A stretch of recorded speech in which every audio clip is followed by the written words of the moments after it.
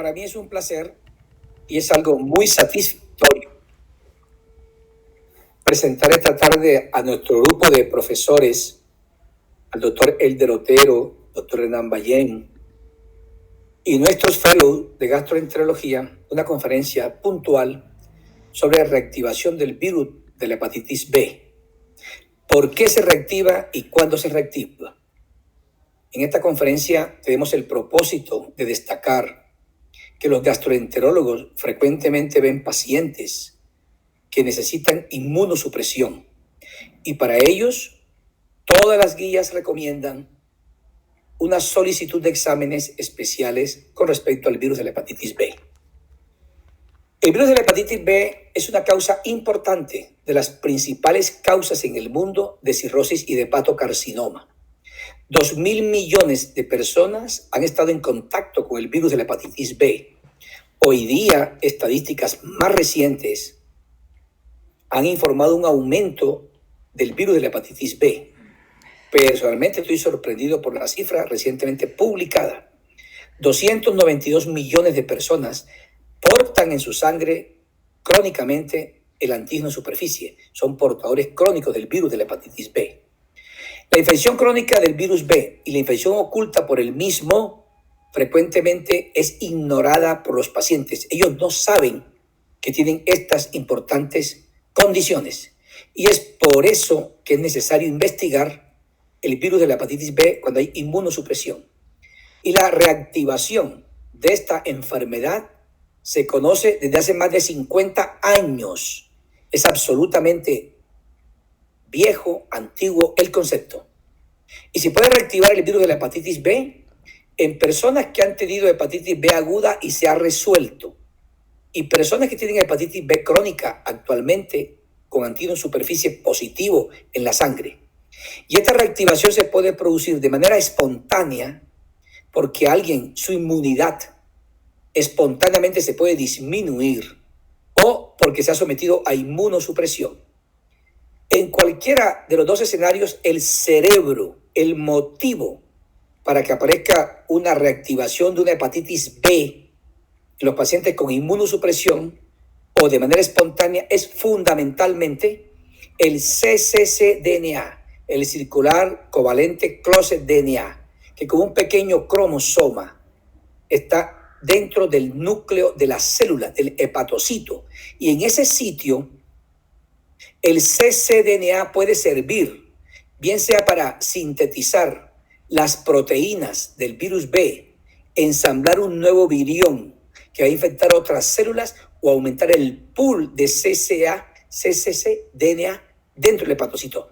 Cuando la defensa inmunológica del individuo disminuye por alguna circunstancia, este cccDNA es el responsable de que se reactive la enfermedad. Entonces, la reactivación puede suceder en las primeras 2 semanas de iniciar la inmunosupresión y puede aparecer también hasta más de 1 año después que el individuo ha recibido la terapia de inmunosupresión. En el paciente que tiene antígeno de superficie positivo por una infección crónica, se define la reactivación del virus B cuando aparece elevación del DNA con un logaritmo, es decir, 10 veces. Un logaritmo en esta escala es un 0. Cuando el DNA sube 10 veces con respecto al valor inicial, se ha reactivado la enfermedad. Y cuando alguien tiene hepatitis B resuelta, es decir, tiene anticuerpos antisuperficie, anticore total positivo, tiene antígeno de superficie negativo, que es la infección resuelta, se define la reactivación por la aparición del DNA de ese virus o la aparición del antígeno de superficie. Cuando aparece un antígeno de superficie que antes era negativo, en la nomenclatura de la hepatología moderna se llama una reactivación reversa, porque la seroconversión usual es que desaparezca el antígeno de superficie y aparezca el anticuerpo contra la superficie. Y si aparece en superficie se llama seroconversión reversa. También puede aparecer una forma de reactivación, es que el individuo tenga un cuadro clínico de hepatitis aguda y se define como una elevación más de 3 veces el límite superior de las transaminasas, o tener una hepatitis severa, que es más de 10 veces el límite superior, o elevación de la bilirrubina más de 1.5 veces el límite superior normal. Cuando se resuelve una hepatitis aguda, esto se debe a que se produce una destrucción de los hepatocitos infectados por linfocitos T CD8. Pero esta destrucción implica que no necesariamente que se han destruido todos los hepatocitos. No. Muchos hepatocitos pueden quedar allá viables con el cccDNA. Y esta paciente que tiene infección resuelta, se ha encontrado que por este cromosoma del DNA viral dentro del núcleo puede reactivarse. Este es un metaanálisis que específicamente trata de individuos que tienen una malignidad que va a ser tratada y tienen una infección por el virus B resuelta. Ustedes pueden ver que, incluyendo todas las malignidades hematológicas en este estudio, se ve cómo anticuerpos antisuperficie previenen la reactivación con una probabilidad de 0.21. Es decir, están previniendo el 79% de las reactivaciones. Y cuando son enfermedades hematológicas que reciben rituximab, se ve como tener anticuerpos antisuperficie también previene notablemente 81% la reaparición de esta nueva infección. Y cuando se trata de linfomas con enfermedad hematológica, la inmunosupresión, cuando hay anticuerpos antisuperficie, también se evita notablemente se evita la reactivación. Los exámenes que se piden en todos los pacientes que van a ser sometidos a inmunosupresión son estos 3. Se pide siempre antígeno de superficie, anticuerpos antiantígeno de superficie y anticuerpos anticore total. Estos 3 exámenes siempre se deben pedir. Con base en ellos, en este caso habrá una infección por virus B, ongoing, ahorita, activa. Anticuerpos antisuperficie significarán inmunidad al virus B por una exposición previa. Y anticuerpos anticore total tienen un significado similar, en principio, a anticuerpos antisuperficie. Es una inmunidad al virus B, exposición previa, y hay un grupo grande que son falsos positivos. Pero ante la inmunosupresión, la gente nunca nunca tiene en cuenta que esta posibilidad existe. Cuando el antígeno de superficie, anticore total y antisuperficie son negativos, todos, los pacientes tienen que ser vacunados. Y en este caso específico son pacientes que tienen enfermedad inflamatoria intestinal. Si el paciente tiene una enfermedad hematológica, por supuesto que no va a ser posible darle una inmunidad con una vacuna. Entonces, porque si es un linfoma, una leucemia, etcétera, no se puede esperar con una vacuna hasta que el individuo produzca anticuerpos contra la superficie. Si no es posible, entonces, vacunarlo en este escenario tan tremendo, habrá que darle la quimioterapia y 3 meses post-terapia inmunosupresora se hará la vacunación. En un calendario de la dosis, la segunda dosis al mes, la tercera a los 6 meses. Pero hay casos urgentes. Entonces habrá que darle, de igual manera, al 0, 1, 2 y 12 meses, una cuarta dosis. Y hay algo importantísimo, los pacientes que tienen inmunosupresión por la enfermedad maligna, oncológica, la dosis que se recomienda de la vacuna es 2 veces la dosis convencional. Son 20 microgramos del antígeno de superficie. Todos sabemos desde hace 20 años que son el antígeno de superficie de diversas formas que existe para ser vacunado, y este es el horario: 0, 1, 2 y 6 meses. Para que no lo olviden, al igual que en la infección por H. pylori, la verificación de la respuesta a la vacunación se hace, para que no lo olviden, 4 a 6 semanas después de ser vacunado. Hay entonces en el mundo múltiples publicaciones. Específicamente hay la forma en que se enfoca un paciente con enfermedad hematológica para la activación del virus de la hepatitis B. Hay publicaciones específicas de cómo se reactiva el virus B en la gente que va a recibir biológicos. Y hay también grupos de estudio, como este que está aquí, que se llaman grupos de estudio que se dedican a prevenir la reactivación del virus de la hepatitis B. Con estos tres ejemplos quiero destacar que para cada circunstancia hay una forma precisa de evaluar el tema. Hay múltiples guías publicadas y en esta conferencia me voy a circunscribir a las guías que pienso son las mejores guías que con más exactitud y más profundidad le han dado luces a los médicos a nivel mundial. Y son las guías de la Asociación Americana de Gastroenterología, que son dirigidas por el Instituto de la Asociación Colombiana de Gastroenterología Americana. Cuando un paciente tiene estos resultados, y esta pregunta me parece excelente porque ayer el doctor Jairo Rodríguez hizo esta pregunta y me parece espectacular. Si un paciente tiene antígeno de superficie negativo y tiene anticore positivo, al paciente habrá que pedirle DNA. Y si el DNA viral es positivo, hay que comenzar el tratamiento pre-quimio o pre-terapia biológica. La pregunta que se hizo ayer aquí, la vamos a responder en un instante y voy a destacar antes de eso que si el DNA es negativo con el anticore positivo, este individuo debe ser sometido a una vigilancia, un monitoreo cada 1 a 3 meses con el DNA, porque el anticore positivo puede predecir que se puede reactivar. Pero esta es la pregunta que me interesa profundamente responder aquí ahorita.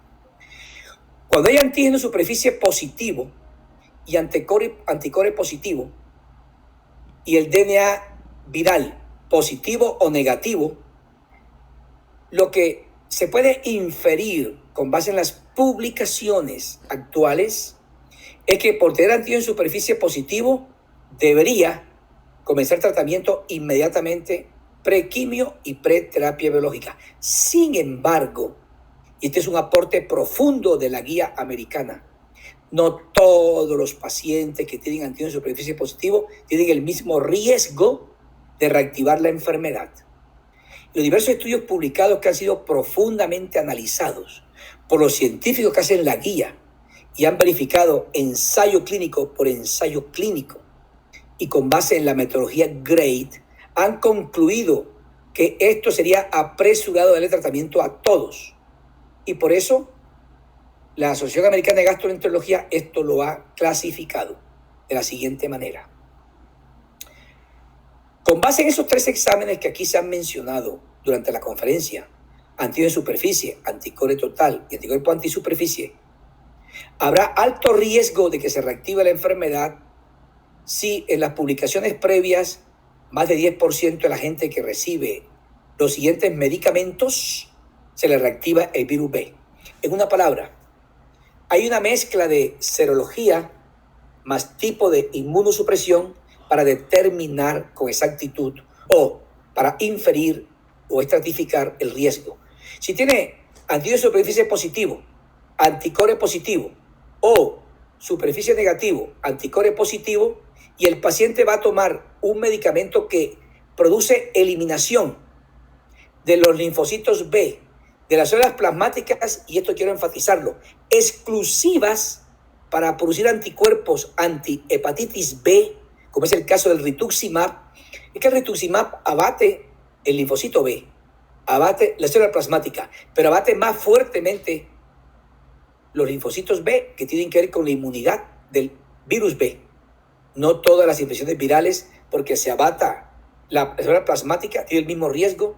Aquí es que le da muy duro al linfocito B que produce anticuerpos contra el virus B. Como el rituximab o el ofatumumab.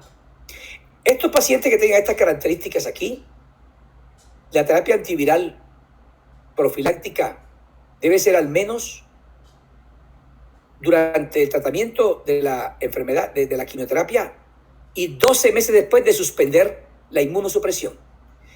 Otra circunstancia puede ser superficie positivo, anticore positivo, y si el individuo toma antraciclina, doxorubicina, epirubicina, y voy a destacar en este instante algo que olvidan los médicos: consumir prednisona o prednisolona o equivalentes a 10 a 20 miligramos o altas dosis, más de 20 miligramos, por 4 semanas. Esto implica una seria inmunosupresión para la gente que tiene estas serologías positivas para el virus de la hepatitis B. Entonces habrá que dar terapia profiláctica por al menos 6 meses después, durante el tratamiento, y hasta 6 meses después de estar tomando la inmunosupresión. Riesgo moderado, que significa reactivación de riesgo 1 a 10%. Yo creo que los doctores que están en esta presentación, voy a recomendarles que con esta información deben ir a estas tablas para cada paciente que va a ser visto, para que le apliquen qué habrá que hacer. Voy a destacar aquí algo que nos compete a los gastroenterólogos, y es la reactivación de 1 a 10%. Ustedes pueden ver que antisuperficie positivo, anticore positivo, o superficie negativo con anticore positivo, esta mezcla que está aquí, ustedes tienen que analizarla caso por caso. Hace parte de la medicina personalizada. Toman anti-TNF, cualquiera de ellos. Habrá una conferencia la próxima semana de qué hacer con el virus B y la terapia biológica, incluido anti-TNF. Y aquí se sugiere terapia profiláctica por al menos 6 meses después de continuar la terapia inmunosupresora. Y así sucesivamente habrá que mirar la tabla. Y bajo riesgo de reactivación, y nuevamente voy aquí a mencionar específicamente la prednisona o la prednisolona. Bajo riesgo es menos de 1%. Ustedes pueden ver que hay personas que toman 10 miligramos, incluso menos de 10 miligramos de prednisona por más de 4 semanas. Y aquí se recomienda no usar terapia de rutina porque tienen bajo riesgo. Entonces el médico, esta circunstancia, tendrá que evaluar la monitoreo, la vigilancia cada 1 a 3 meses. Si se reactiva la enfermedad durante el tratamiento inmunosupresor, hay 2 medicamentos que son los que se deben utilizar. Bien sea entecavir 0,5 miligramos al día, o bien sea, y lo voy a decir muy despacio, tenofovir, alafenamide, 25 miligramos, y se prefiere el alafenamide, que es una forma de presentación del tenofovir, se prefiere al disoproxil fumarato, porque alafenamide tiene menos daño renal y menos daño óseo. A menos que no se tuviera presentación farmacocinética del tenofovir, habría que usar el disoproxil fumarato 300 miligramos. Los mensajes que quiero para la casa de ustedes en el día de hoy es que la inmunosupresión reactiva al virus de la hepatitis B. Esto aumenta la mortalidad. Puede ocurrir en personas que tengan ya serología que identifique una resolución de la hepatitis B, y también puede ocurrir en hepatitis B crónica. Es necesario estratificar el riesgo de cada paciente con base en la serología y con base en el medicamento inmunosupresor que va a tomar, con base en antígeno de superficie, anticore total y anticuerpos antígeno de superficie. La combinación de esto es la que va a estratificar el riesgo del paciente. Y todo médico debe conocer exactamente este concepto y estos protocolos. Gracias a todos ustedes, muy amables por su atención.